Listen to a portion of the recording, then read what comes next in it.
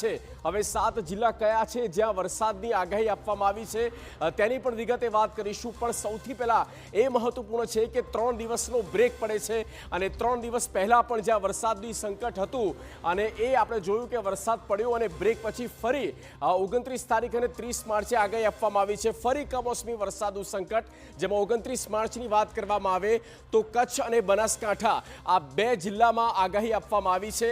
29 માર્ચે કચ્છની સાથે સાથે બનાસકાંઠામાં પણ વરસાદની આગાહી આપવામાં આવી છે।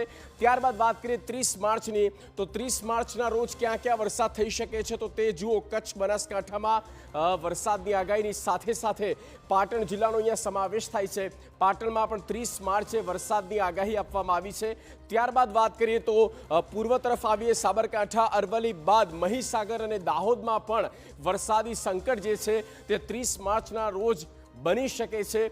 તો આ પરિસ્થિતિ અત્યારે જોવા મળી છે કમોસમી વરસાદી સંકટ, અને જેના કારણે આ 2 દિવસ અને આ બંને દિવસમાં કચ્છની સાથે ઉત્તર ગુજરાત અને ઉત્તર ગુજરાતની સાથે પૂર્વ ગુજરાત એટલે કે આપ માની લો મહીસાગર હોય કે દાહોદ હોય કે પછી પંચમહાલ જ કેમ ન હોય ત્યાં વરસાદની આગાહી આપવામાં આવી છે।